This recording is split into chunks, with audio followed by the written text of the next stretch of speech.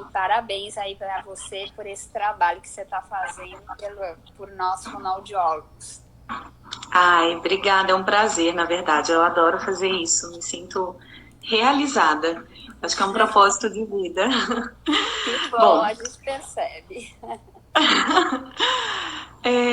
eu vou fazer sua apresentação formal, Alice. Tenho certeza que todos que estão aqui te conhecem, né? Mas eu acho muito importante registrar a sua presença aqui. A doutora Alice Pena é fonoaudióloga, mestre e doutora em saúde pública pela Faculdade de Saúde Pública da USP. Trabalha há mais de 30 anos, né? Foi fonoaudióloga por 30 anos do Centro de Referência em Saúde do Trabalhador aqui de São Paulo, e foi membro relator do anexo 1 da NR7. É consultora de empresas na área de implantação e gestão do PCA e coordenadora e professora dos cursos de pós-graduação em audiologia do Cefac Saúde e Educação. Então, é um currículo muito de peso. E é uma honra tê-la aqui conosco.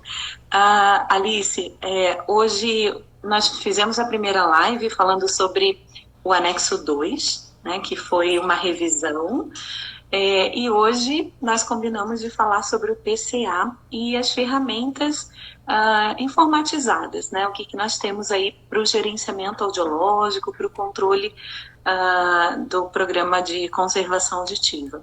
Nós temos ainda também algumas perguntas que ficaram sobre áudio ocupacional aí das lives sobre laudo audiológico. Então, eu acho que vai ser uma live maravilhosa, assim, muito rica para quem está aqui conosco.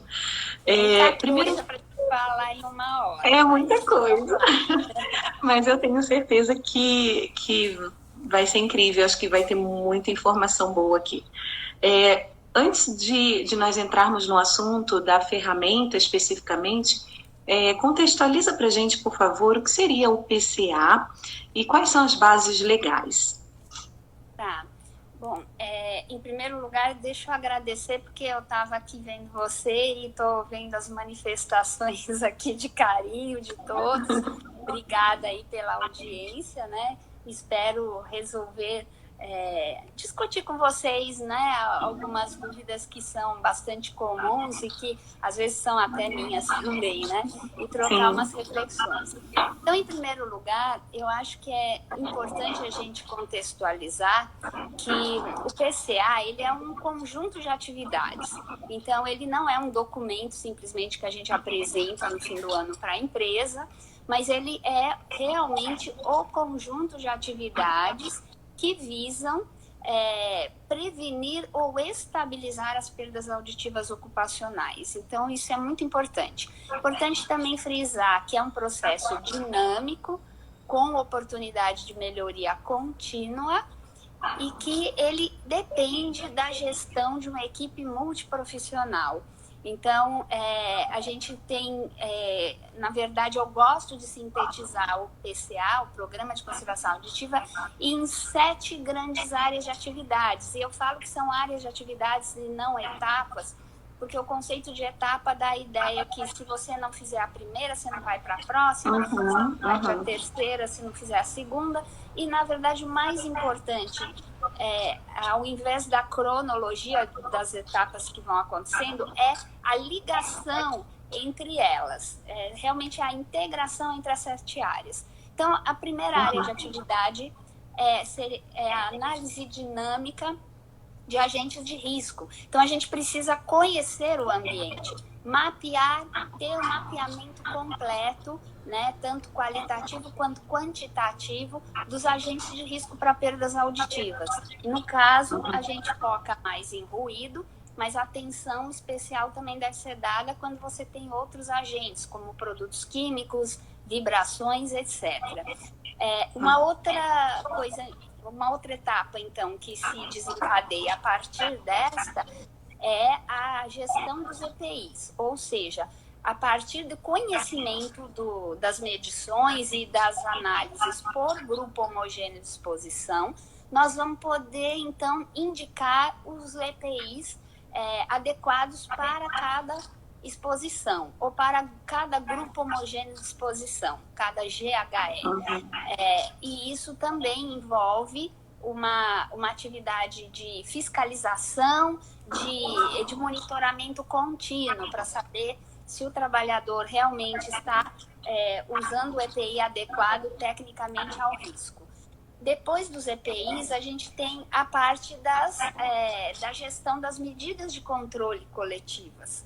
Ou seja, não adianta tocar um PCA eternamente só na base do uso de EPIs. O EPI ele é para situações de emergência, está escrito isso na lei. Na verdade, quando o coletivo não dá conta, né? Exato. Então, na verdade, nossa meta a longo prazo é realmente chegar nas melhorias ambientais. E quando a gente não consegue realmente uma melhoria ambiental, a gente vai atacar de uma forma de administrar a exposição daqueles trabalhadores que são prioridade. Então, na verdade, o EPI ele é um acessório, mas a gente tem que também contar com os projetos a médio e longo prazo, que são as medidas de controle coletivas. Depois, a gente tem a quarta etapa, na verdade, ela é uma consequência de um bom trabalho de EPIs e um bom trabalho nessas gestão de medidas de controle coletivas, que é a gestão de tributos. Porque quando a empresa faz a sua lição de casa direitinho, né, ela naturalmente não vai precisar pagar alguns adicionais, como, por exemplo, o adicional para aposentadoria especial. Isso ainda é um pouquinho controverso na lei, já tem jurisprudência, mas enfim, se ela reduzir o nível de exposição do ambiente, ela consegue gerenciar essa questão de aposentadoria especial. E ela também não tem que pagar o adicional de insalubridade. Então, naturalmente, os tributos também da empresa vão reduzindo quando você consegue um trabalho eficaz e uma boa comprovação. Aí, do outro lado, a partir do bom mapeamento ambiental, a gente também consegue definir quem vão ser os nossos monitorados na audiometria. Então, a gente indica que realmente os monitorados são aqueles que devem ser aqueles que vão sofrer as audiometrias periódicas. E para isso, a gente inclui aqueles acima do nível de ação, que é 80 dB por 8 horas. Gostaria até de fazer uma ressalva aqui, uma menção. Hoje de manhã estava conversando, não sei se ela está aí na live, ainda não vi, mas estava conversando com a doutora Mara Gandara, que é uma otorrino e médica do trabalho, sensacional, competentíssima. E a gente estava trocando uma ideia e ela mencionou até o pessoal de call center, que muitas vezes nem chega a 80 dB, mas que na nossa concepção também devem ser monitorados pelo fato de que muitas vezes eles estão eles são uma área, né, que realmente incapacita, uma das poucas áreas de atividades que a perda auditiva pode incapacitar. Então, eu acho que se faz uma exceção a isso, né? Mônica, o pessoal está acenando que o som está ruim. Então, pois é. Para mim tá super bom, tanto a imagem quanto o som, para muitas pessoas também. Mas eu não sei se gostaria pode ser o volume, né? Se o som tá bom. Pode ser o volume do seu celular, pode ser que esteja um pouquinho alto também. De repente, quem tiver com a conexão um pouco ruim, pode tentar sair e voltar na live, que eu acho que fica melhor, fica funcionando bem. É o meu som que tá com eco? Não, acho que é o meu. Eles estão dizendo que o meu som tá com eco. E agora? Pra mim tá ótimo. Me ouvindo com eco. Agora eu baixei um pouco o som. Como é que tá agora para vocês? O eco é na voz da Alice ou na minha voz? Parece que é na minha voz. Agora a Gisele está falando que melhorou. Tá. Melhorou? Agora vocês estão me ouvindo bem? Então tá bom. Então tá ótimo, gente. Obrigada aí pelo feedback. Então vamos voltar aqui. Vamos. Daí, então, a partir do conhecimento Peraí, agora perdi um pouco. Então, a partir do conhecimento de quem são os monitorados, é que a gente vai entrar, então, na gestão de diagnósticos audiológicos, que é todo um procedimento que a gente tem que fazer, desde a realização das audiometrias até a interpretação dos resultados, né, do diagnóstico audiológico, que aí a gente entra naquela questão do laudo que a Thelma falou na semana passada. Depois, este diagnóstico, junto com a equipe de médico do trabalho e o otorrino, é que vai proporcionar, nós temos o diagnóstico nosológico, ou seja, existe nexo com o trabalho ou não existe nessa perda auditiva do trabalhador.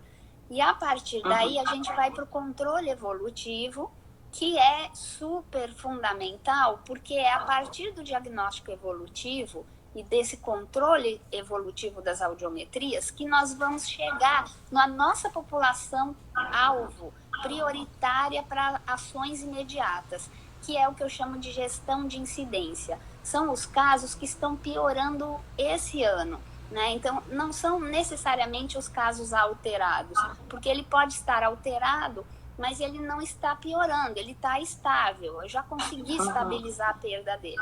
Então, a nossa população-alvo para a gestão de incidência, para as medidas que a gente vai tomar para prevenir ou estabilizar a perda auditiva, ela depende do controle evolutivo dos exames, que a gente também tem um trabalho muito de expertise para fazer dentro desse controle evolutivo, que nós vamos falar na sequência.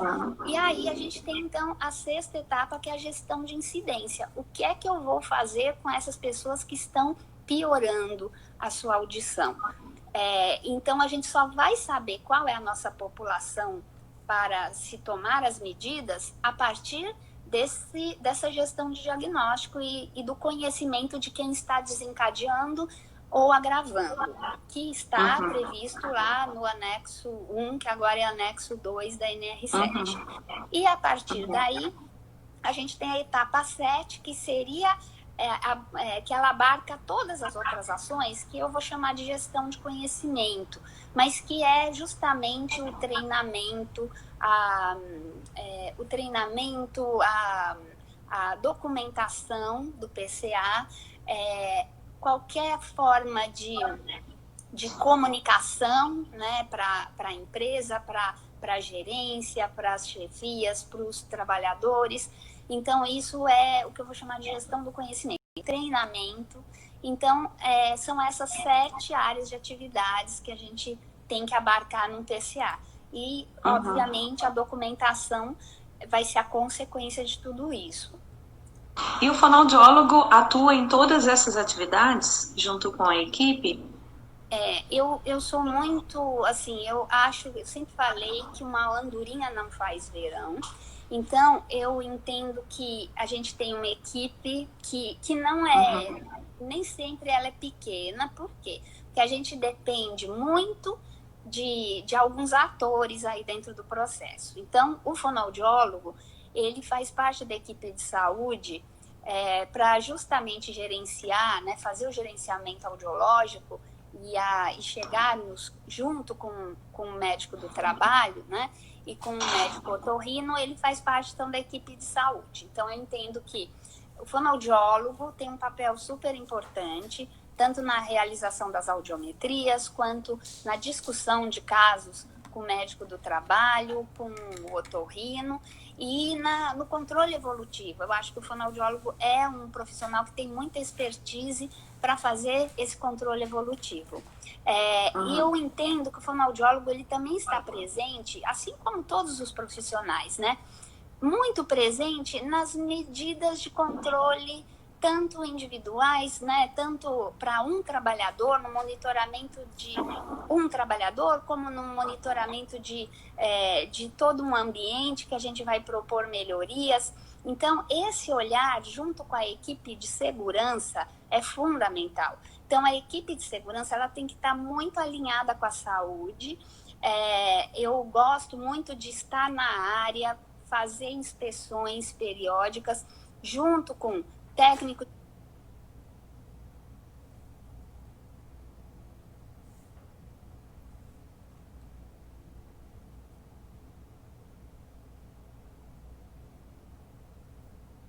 segurança, engenheiros, higienistas ocupacionais.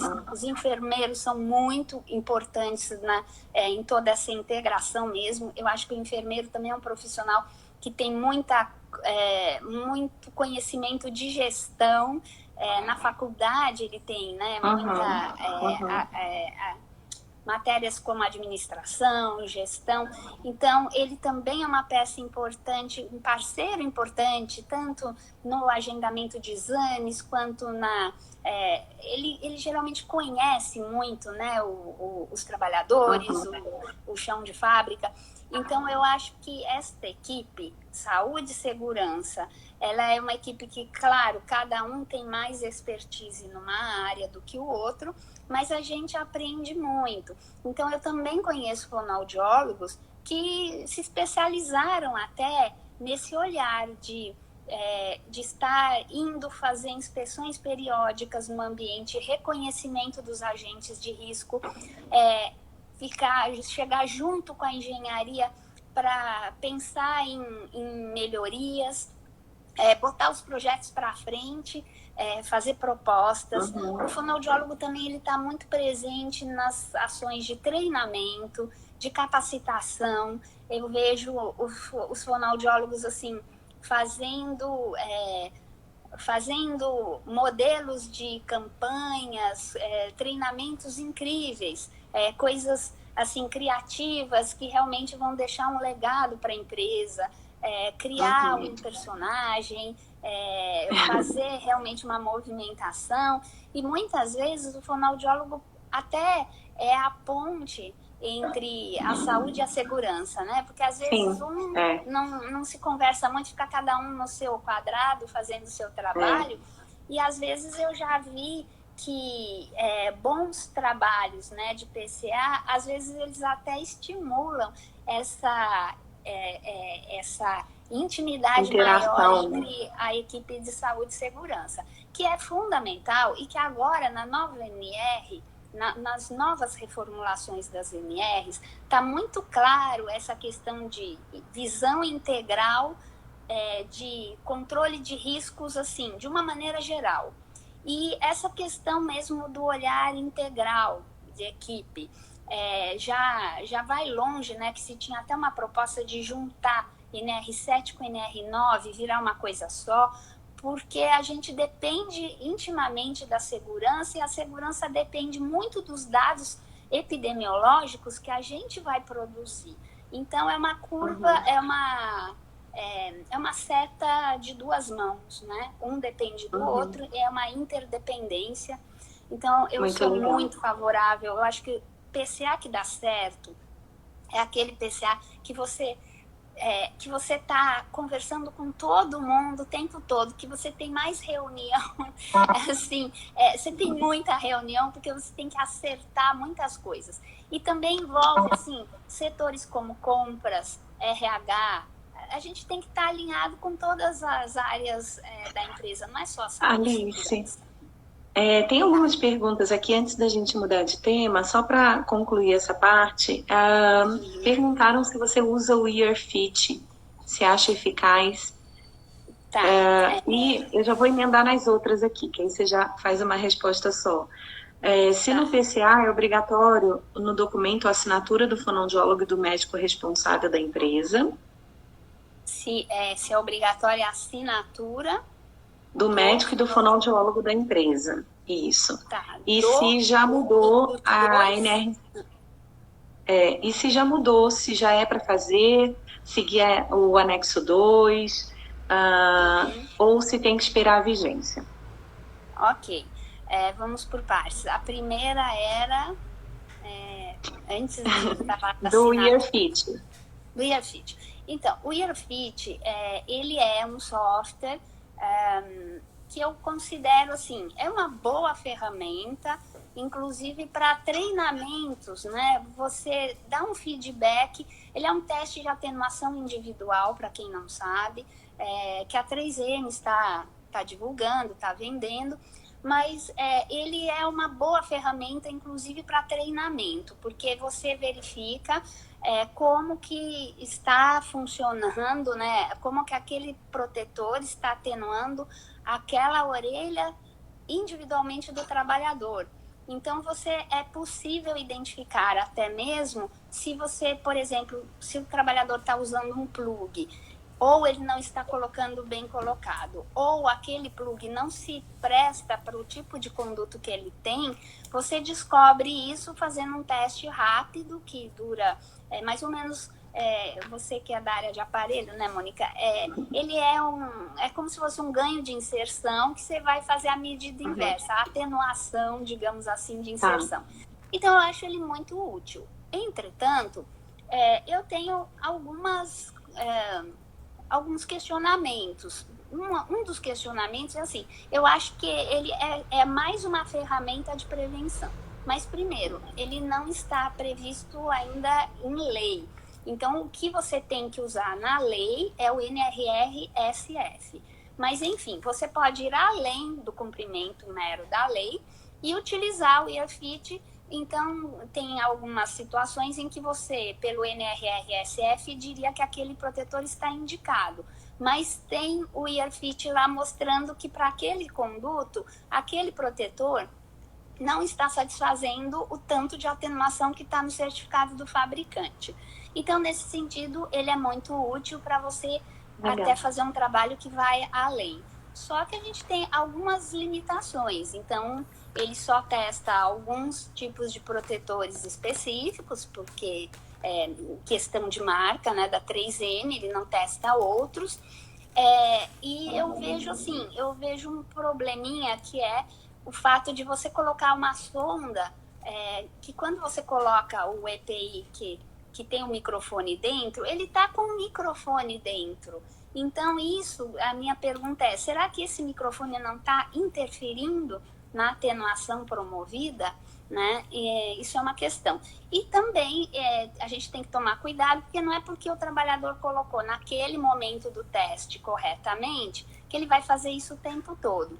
Mas, de qualquer jeito, concluindo, eu acho sim que o EarFit é uma ferramenta a mais, muito útil, inclusive para você dar o feedback para o trabalhador, fazer ele colocar várias vezes e ele perceber se realmente qual foi a melhor colocação dele. Então, claro, é um software que é caro, podendo ter, eu acho que ele agrega, né? Ele é uma ferramenta a mais para a gente adotar.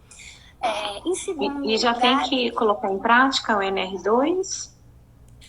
O anexo 2 da NR7, ele entra, assim, teoricamente, ele já foi publicado, mas eles deram 1 ano para ele entrar em vigor mesmo. Então, as empresas têm 1 ano para se adaptar. Então, ele vai entrar mesmo em vigor a partir de março de 2021.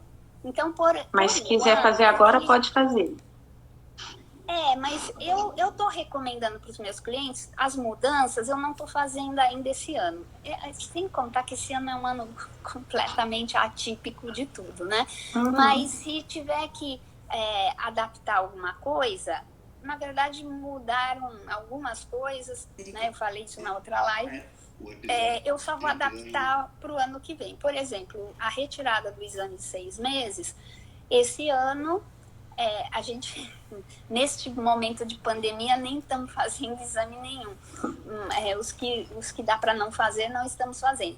Mas se eu tiver que, numa situação normal, né, quando tudo normalizar, o que eu estou orientando é que a gente ainda faça o exame de 6 meses nesse ano, o ano que vem.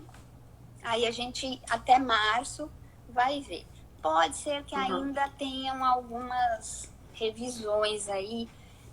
A situação nossa é de incerteza muito grande. Então, é melhor esperar, né? Deixa virar o ano. Eu acho que as mudanças também não foram tão radicais. Algumas coisas, os critérios de interpretação estão os mesmos. Algumas coisas que foram mudadas, na verdade, eu até já adotava. Então, não vejo, assim, muito problema. Eu acho que isso daí é um gancho para a nossa próxima pergunta. sobre o laudo audiológico. Não, antes Vamos falar. tinha só uma de assinatura, não é? Me Isso, perguntaram se, gente, assim, se precisa da assinatura do médico e do fono. Não, uma assinatura basta. Então, se eu sou a examinadora, está na lei, e isso permanece, que o responsável pelos exames audiológicos são o fonoaudiólogo ou o médico. Então, quem fizer o exame assina e é suficiente. Quem fez meus cursos, está acostumado, talvez isso que é o porquê da pergunta, com um modelo de ficha que a gente entrega, que eu acho bacana porque mostra a visão interdisciplinar. Então, o médico, ele preenche com o que é dele, né, que é o diagnóstico nosológico mesmo, e a gente, fonoaudiólogo, no nosso campo, preenche e assina o diagnóstico audiológico, parecer audiológico. Mas não tem necessidade dos dois assinarem o exame. Mas só que, claro, se você vai mencionar o diagnóstico em algum protocolo, cada um dentro do seu quadrado. Não gosto de falar do seu quadrado. Cada um dentro da sua habilitação. Responsabilidade. Né? Responsabilidade, mas é suficiente. Exame audiométrico é suficiente para o fonoaudiólogo assinar que nós estamos habilitados para realizar o exame. Tá. Alice, eu recebi várias... Tá. Eu recebi várias perguntas sobre laudo audiológico na áudio ocupacional. E aí eu queria rapidamente passar essa informação para quem está nos assistindo agora. Muitas perguntas vêm de encontro à mesma situação. Quais são os limiares considerados aceitáveis? Tem que fazer via óssea? Qual é o critério que você tem que seguir? Enfim, é igual à audioclínica. Fala para a gente rapidamente, por favor, sobre isso. Tá. Então, como a Thelma já tinha falado, né, na live anterior, excelente, eu nem gosto, né, de falar que existe audiometria clínica e audiometria ocupacional. A audiometria é a mesma, os cuidados que têm que ser tomados são os mesmos. Até eu diria que na ocupacional, às vezes a gente tem que ter uma responsabilidade, uma precisão de limiar maior ainda, porque 5 dB, o que muda de 25 para 30, talvez na clínica seja irrelevante, o otorrino vai olhar e vai falar, não, isso aqui é normal para a idade, tá, é 30, mas na ocupacional é um muro que define legalmente, né, se aquele trabalhador tem ou não uma alteração. E se ela for diagnosticada como ocupacional, assim é um divisor de águas, né? Em termos de e para todo mundo, né? Para a empresa, para o funcionário, para todo mundo. Então a nossa responsabilidade de pesquisar um limiar eu sempre falo não é irrefutável, A Thelma está aqui conosco, diz que áudio é áudio, não importa qual. Prazer tê-la aqui, Thelma. Então, a nossa responsabilidade é até maior, né? De ter uma audiometria assim que não dá para... É irrefutável, tá? Agora, então a audiometria é a mesma, os cuidados são os mesmos, apenas que no anexo 1, que agora virou anexo 2, mas continua igual, não é exigido a parte audiovocal, né? Então o SRT ele é sugerido, né? E o IRF não é exigido porque a gente teve que fazer uma escolha na redação do anexo 1. Eu vou monitorar um grande número de trabalhadores, então o que realmente interessa, né? Então a gente fez essa escolha de não colocar como um parâmetro mínimo. Porém, eu sempre falo, às vezes o mínimo não é o ideal. Então, num demissional ou num exame que está tendo um desencadeamento ou um agravamento, eu faço a audiometria completa, porque eu acho que isso é importantíssimo documentar. Num caso de uma ação trabalhista, você está plenamente documentado. Então, isso é a primeira coisa. Agora, em relação ao laudo, eu tenho aqui eu sei que sempre surge essas dúvidas. Então, o próprio manual, né, com sabedoria, eles colocam lá no item, agora eu não sei que item que ficou, mas tem um item logo no início dizendo assim, que para a audiometria com finalidade ocupacional, então não é que é audiometria ocupacional, né?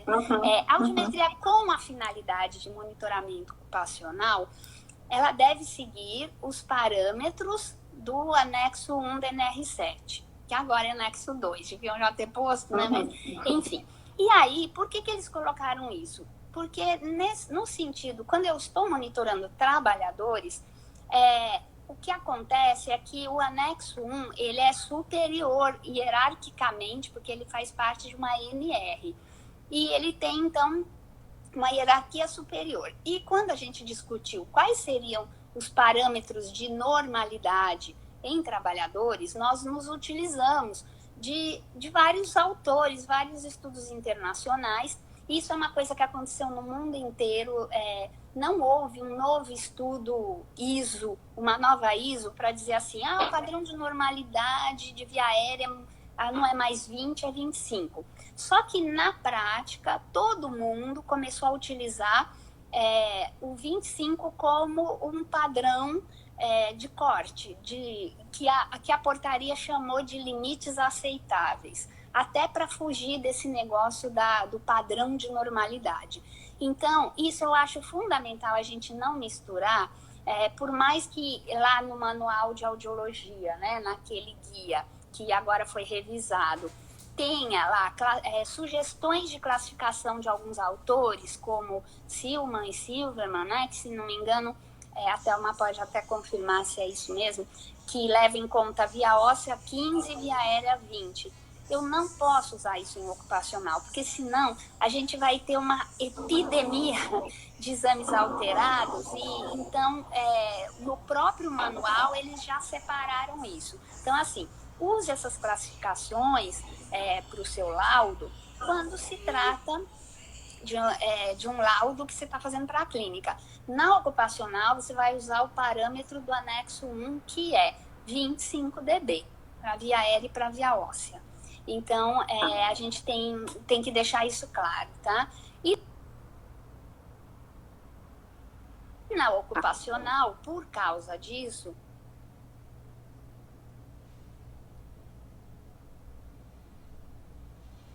eu evito, muitas vezes, é muito frequente hoje a gente ter perdas só em 4.000, né, 6.000, ou a partir... Porque, realmente, graças a Deus, nós estamos fazendo diagnóstico precoce, então aquelas perdas enormes, que já pegavam 2.000, 1.000, elas estão se escasseando, graças a Deus. Então, a gente pega perdas em 4, em 6. E aí, isso a Thelma sempre fala, eu dou toda a razão para ela, a gente tem que usar, para classificar grau especificamente, a gente tem que usar algum autor. Nós não podemos tirar da nossa cabeça que, se tiver uma perda só em 4, eu vou falar que é perda auditiva leve em 4.000 Hz. Não existe esses graus de Davis e Silverman por frequência isolada. Então, nessas situações, o que eu sugiro? Eu sugiro que a gente não classifique o grau. Eu costumo colocar que é uma perda auditiva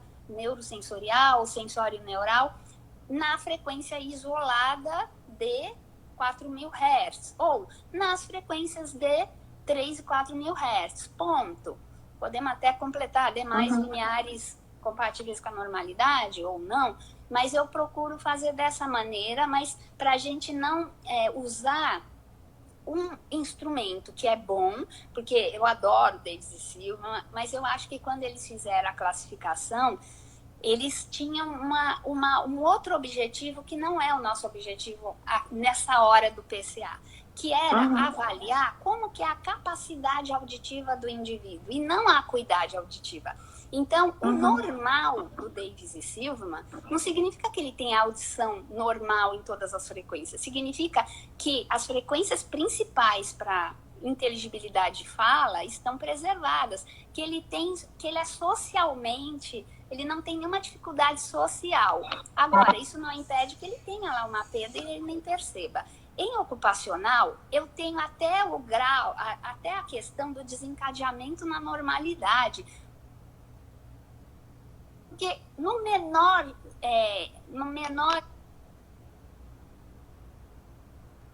de ser assim, eu senti que eu vou piorar, a gente já tem que estar adotando as nossas medidas de prevenção. Nós não podemos esperar, senão ele vai ficar mais um ano lá exposto e piorando. Então, é a mesma coisa que eu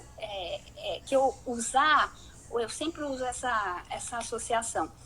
Se eu usar Davis e Silva, qualquer outra classificação que leve em conta a média, eu estarei, é como se eu estivesse usando um garfo para pentear o cabelo, sabe? Garfo é para comer. A gente até tem uns pentes aí de garfo, mas garfo é para comer. Então, o instrumento é ruim? Não, ele é ótimo, mas não serve nesse momento do PCA. Ele serve em outras situações.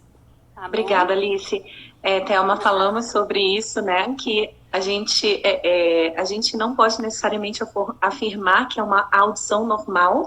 A gente pode dizer que os limiares estão dentro dos padrões de normalidade, mas a audição, ela inclui a via periférica e a via central, né? Então, não dá para a gente avaliar por meio de um audiograma se a audição completa está normal, né?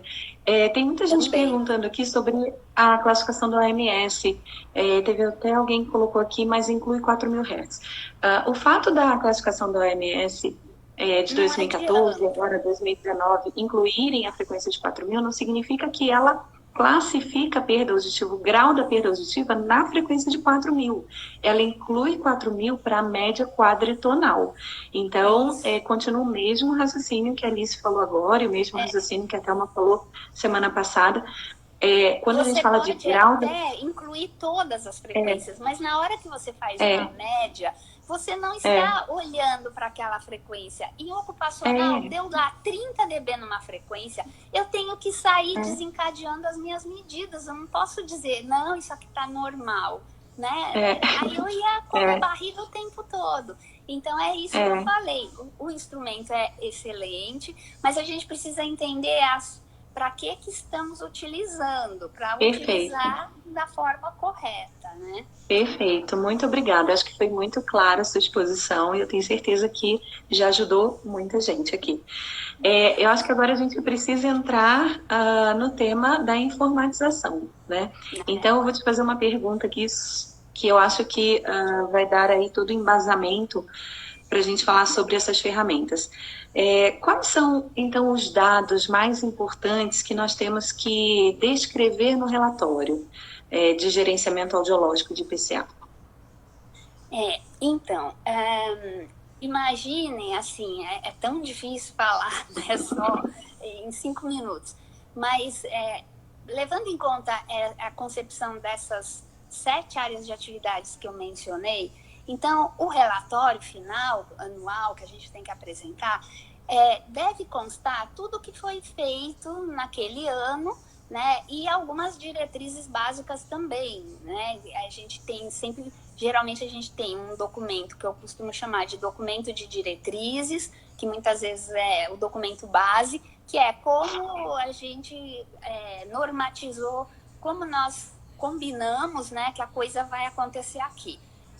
Com a descrição de tudo. E depois a gente tem o documento que vai apresentar os nossos resultados, que é o mais importante e que é tão difícil a gente ver um bom documento de PCA, assim, mostrando tudo o que foi feito. Então, vamos pensar assim, ó, desde a primeira etapa, eu falei para vocês que a gente tem que conhecer o ambiente, a gente tem que mensurar os riscos pelos grupos homogêneos. Então, todo trabalhador ele tem que estar inserido dentro de algum GHE, que é o grupo homogêneo de exposição. Isso já é um trabalho grande, assim, que precisa de muita expertise para a gente já classificar quem é que faz parte dos mesmos grupos. Nem sempre quem tem a mesma função são pessoas que estão no mesmo GHE. Por exemplo, um operador de ponte rolante no turno matutino, no turno da manhã, pode estar super diferentemente exposto de um operador de ponte rolante à noite, quando metade da empresa está desligada. Então, a equipe de higiene tem que entender primeiro, qualitativamente, quem faz o quê, para separar esses grupos e para depois ir medir. As medições, elas têm uma técnica a ser seguida. Então, tem que fazer a dose, a dosimetria da exposição dele, da jornada de trabalho inteira dele. Para isso, a gente muitas vezes não consegue fazer dosimetria em todo mundo. Então, para isso, existe uma técnica de amostragem. Você vai fazer a dosimetria em algumas pessoas que se representem uma amostra daquele grupo, e aí essas pessoas a gente vai tirar a média da dose e vai chegar no nível de exposição normalizado, que pouca gente chega, porque o nível de exposição normalizado é a dose projetada para as 8 horas de trabalho, que é a nossa jornada. Quando você tem jornadas diferentes, tem empresa que tem jornada de 12 horas, jornada de 8, jornada de 6. Então, o primeiro passo é a gente chegar no NEM, na dose projetada para 8 horas. Para fazer essa correção, existem cálculos que você pode fazer e você já pode ter uma planilha disso, que geralmente quem é responsável pelo PPRA tem ou deveria ter, né? Os grupos separados e quais são as doses de exposição para cada grupo. A gente tem que pegar isso, saber fazer uma avaliação crítica, se essa medição está confiável, se está boa, e aí a gente vai para a segunda ferramenta.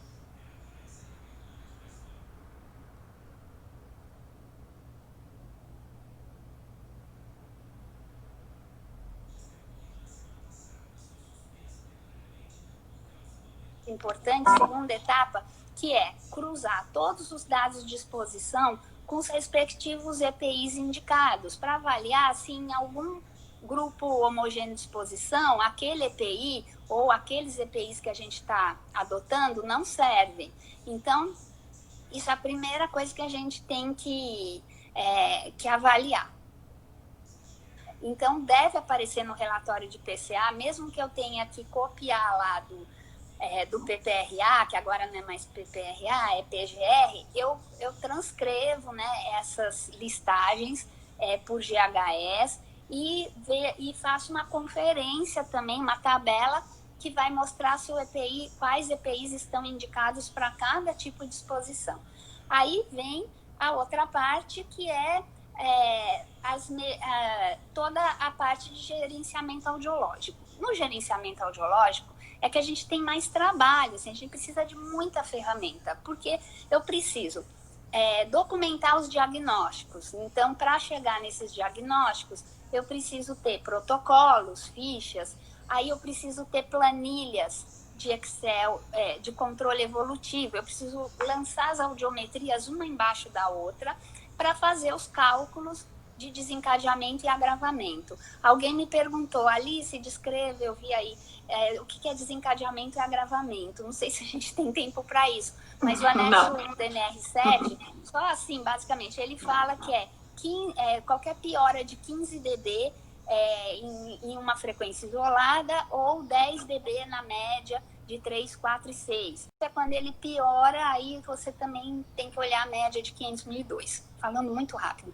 Então, eu preciso planilhar todos os exames, aí identificar, voltar a retroagir nos prontuários e ver desde o primeiro exame que ele tem na empresa até o exame atual e ir fazendo todos esses cálculos que a gente já pode gerar também em programas, sei lá, Excel, para fazer esse tipo de cálculo e chegar no exame atual, para identificar se esse ano ele está desencadeando ou agravando. Aí, depois disso, a gente tem que fazer o quê? Fazer uma estatística. Aí eu vou lançar em outra planilha, uma planilha coletiva, onde tem os diagnósticos por trabalhador, todos os dados dele, então tempo de exposição a ruído, o GHE que ele faz parte, o setor na empresa, se ele recebeu treinamento, se ele não recebeu, então entenda que assim, eu preciso de muitas ferramentas e até agora e eu acho que eu sei que você vai ser a próxima pergunta, né? A gente fazia tudo isso na raça, assim, no Excel. Aí depois eu pegava todas as estatísticas, filtrava no Excel dos resultados. Aí eu ia para o relatório. Aí no relatório você tem que formatar todo um relatório que muitas vezes eu usava gráficos de perda auditiva por idade, por tempo de exposição, por GHE. Aí eu vou fazer toda a análise estatística mesmo, e isso é o mais importante, saber qual é a minha porcentagem de prevalência, ou seja, quantos casos, qual a porcentagem de perdas auditivas ocupacionais que eu tenho de não ocupacionais, e depois fazer os dados de incidência. Quantos por cento de desencadeamentos e agravamentos eu tenho? E eu preciso chegar nesse número, porque a minha meta é reduzir esse número, desencadeamentos e agravamentos, até eliminar. Mas para isso, olha quanta coisa eu preciso fazer. Eu preciso fazer planilha de controle evolutivo, passar os dados da última linha para uma outra planilha coletiva que tem todos os trabalhadores, fazer filtragem, elaborar um relatório formatado, né, em Word com gráficos em PowerPoint. Então a gente usa, né, muitas ferramentas. O office inteiro, né? São muitas semanas e semanas de trabalho que a gente fica enlouquecido, principalmente no fim do ano. E agora, eu acho que já chegamos num ponto em que a informática, e aí vem o principal, né, nos ajuda demais. Então, até há uns 2 anos atrás, todo mundo que me perguntava: Alice, você indica algum software para fazer o seu relatório de PCA, para fazer toda a sua análise epidemiológica das perdas auditivas? E eu falava: gente, até hoje eu não confio em nenhum software, porque eu acho que todos eles têm, assim, carradas de critérios de classificação, mas na hora de fazer o que eles melhor fazem, que te dar os números, né, a estatística do que você precisa, que não é muita coisa, é pouca, mas você tem um trabalhão para chegar nesses números, e aí o software não fazia. Então, aí, né, contando um pouco da história, eu conheci, e daí apresentei para o meu parceiro de curso, o Odilon, o pessoal do Audio Control, que é uma equipe muito séria, que estava desenvolvendo um software que na época era só para cadastro de audiometrias, e aí a gente nós fizemos uma parceria, fechamos agora, graças a Deus, um contrato mesmo, e agora nós já temos o Audio Control, que evoluiu demais nesses últimos 2 anos, mais especificamente, acho que de 1 ano para cá, evoluiu demais, e hoje ele já faz tudo isso, e a gente fala que no final você dá um clique mágico, então você já alimenta o software, você dá o clique mágico, ele já solta assim um relatório completo, inclusive com gráficos já prontos. É muita economia de tempo que a gente faz com uma ferramenta de informática avançada. E agora, então, com certeza, se alguém me perguntar, eu falei, espero que você me permita, mas é porque ele é a minha menina dos olhos, porque eu desenvolvi, assim, cada controle evolutivo, ele está fazendo controle evolutivo muito bem, e a gente desenvolveu uma filosofia de trabalho. Aí quisemos avançar. Esse ano a gente ainda está um pouco parado por causa de toda essa confusão de pandemia, mas estamos retomando porque agora a gente pretende fazer com que o Audio Control, que hoje faz só a parte de gestão de diagnósticos e gestão de incidência, então ele nos ajuda com ele economiza, né, todo esse trabalho de passar de planilha para Word, para Excel, para PowerPoint. Aí agora ele só está fazendo gestão de diagnóstico e gestão de incidência. E faz muito bem isso. E inclusive lembra o profissional de tarefas que ele ainda não fez. É muito legal. Agora nós pegamos essa filosofia nossa de trabalho, de 20 anos de curso, né, que a gente foi inventando essas ferramentas mais tupiniquins, E agora a gente está apresentando, deveremos apresentar, acho que no segundo semestre, o Orbital, que vai ser o grande software que vai fazer essa parte do gerenciamento audiológico e todas as outras etapas do PCA. Então, ele vai fazer todo o controle já dos GHS, ele já vai lançar, você vai cadastrar os EPIs, ele já aparece todos os GHS, se o EPI está eficaz ou não, ele já aparece se quem tem que ser monitorado na audiometria, ele já vai mostrar protocolos para você preencher com projetos de melhoria ambiental, e o mais legal de tudo, que se Deus quiser vai dar certo, ó, se os meninos da Audiponto estiver por aí, eu dou meus parabéns para eles, Felipe e Danilo, tem trabalhado demais, com ideias excelentes. Se Deus quiser, nós vamos fazer um software que vai transcrever uma filosofia de trabalho em equipe, porque inclusive Nossa. Ele vai... É bárbaro, o software ele vai fazer uma auditoria, ele vai se auto-auditando, e conforme você vai preenchendo as tarefas, ele vai mostrando o que falta você fazer para estar 100% alinhado com a legislação. Então, você vai preenchendo as coisas, você vai fazendo, e ele vai dando pontos. E você vai ter espaço lá para fazer chat, reuniões online no próprio software. E você pode atribuir tarefas para as diferentes pessoas da equipe. E conforme você vai preenchendo as tarefas, ele vai te dando estrelinha, premiação, e a gente vai colocar uma filosofia de gamificação no software também. Então, o profissional que for mais proativo, que cumprir prazos no plano de ação, ele vai ganhando pontos, lá, né? Ranqueamento. Assim, parabeniza ele está na frente, ou assim, parabéns que você cumpriu mais uma etapa, né? Então, a nossa ideia, assim, tá brotando. Legal.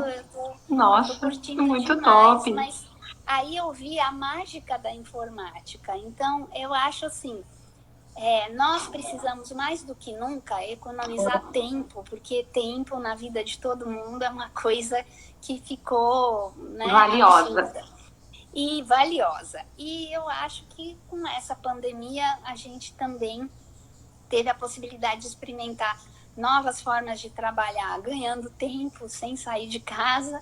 E é impressionante o que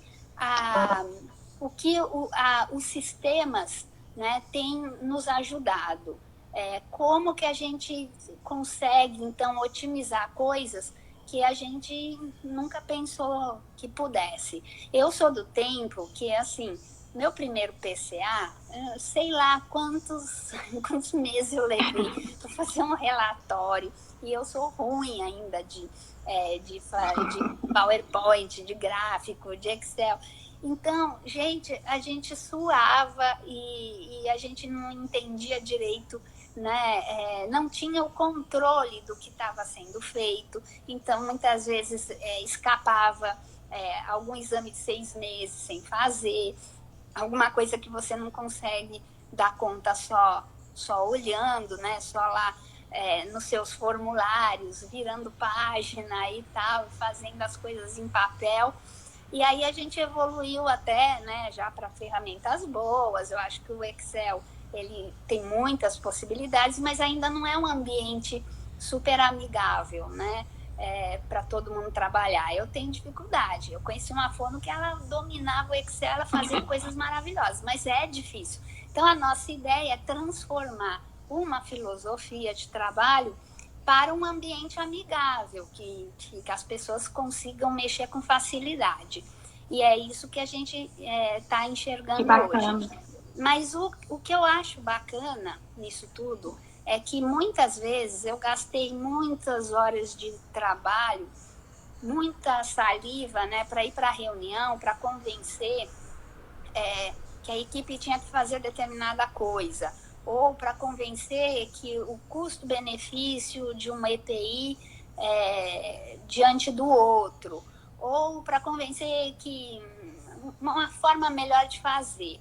E agora eu percebo que quanto mais documentação você vai gerando das suas ações, e vai tendo o controle, você vai vendo, né, a estabilização das perdas auditivas e vai mostrando com números, com estatísticas, aí todo mundo para e fala, nossa, o pessoal fica realmente encantado. O grande problema da área de saúde nas empresas até hoje, eu acho que a gente teve um divisor de águas de um tempo para cá. Mas antes eu via todos os setores, as áreas das empresas apresentando seus números, principalmente no fim do ano, né? Então, se você vai para a área de marketing, eles são super expert em mostrar tabelas, gráficos. Olha, depois que a gente implementou essa campanha de marketing, nós subimos em X% as vendas, e é sensacional. E olha o nosso resultado, mostrando de 10 ângulos diferentes. E aí chegava lá o pessoal da saúde, isso eu fiz esse exercício muitas vezes em curso, eu perguntava quantos de vocês têm na sua cabeça qual é a prevalência de perdas auditivas ocupacionais num cliente seu. Aí todo mundo ficava olhando, não sei. Tá, você não sabe a prevalência? E qual é a incidência? A incidência é o número de casos novos, né? Então são as pioras mesmo. Também não sei. Não, lá a gente não tem controle evolutivo. Não, nunca fizemos. Então, se você não sabe, como que você vai mostrar que o seu trabalho está dando certo? E vale, né? Exato. Agora, quando você mostra os números, não tem o que discutir. Todo mundo está vendo o resultado do seu trabalho. Outra coisa, né? Tem fonoaudiólogos e profissionais e médicos maravilhosos, mas que às vezes eles não se dedicam a documentar as suas ações. Então, às vezes, você fez um treinamento maravilhoso lá, você deu uma palestra super legal, aí você não documentou. Quantos trabalhadores você está fazendo treinamento individual? Esse também é um indicador interessante que às vezes as pessoas não se preocupam. Então, eu, por exemplo, depois da audiometria, eu faço questão de... Eu já peço, né, que o trabalhador leve o seu EPI, e aí a gente já mostra, né, o resultado. Acho fundamental conversar com ele, e aí o EPI ele já leva, e eu peço para ele colocar na minha frente. Olha, eu fiz uma estatística numa empresa grande, não vou falar aqui por uma questão ética, mas é uma empresa grande, e eu fiquei assustada, porque na primeiro ano que eu instituí isso, a empresa, mais de 50% dos trabalhadores que usavam plug não estavam colocando adequadamente. Eles faziam assim. Alice, desculpa te interromper, mas o nosso tempo já acabou. O Instagram vai encerrar a qualquer momento, sério. Meu Deus. Desculpa te interromper. Não, imagina. Ele vai encerrar a qualquer momento, então, para isso, queria mais uma vez te agradecer por você estar aqui conosco, compartilhando. E muito obrigada por ter feito o pré-lançamento do Orbital aqui, eu nem sabia. Nossa, olha, legal, já deu um spoiler mesmo, pra gente. Eu já falei até demais, agora eu já gerei. Depois você me conta mais detalhes que eu quero publicar aqui. Pessoal, muito obrigada aí pela presença de vocês. Essa live será gravada sim, se o Instagram permitir, eu vou deixar gravada no IGTV. E deixem suas perguntas aqui, que depois eu repasso para a Alice poder responder, né? Tá bom? Então, tá. Alice, muito obrigada, tá? Foi um prazer. Uma boa noite para você. Obrigada. Sempre que você me convidar. Tá bom? Vamos programar mais uma.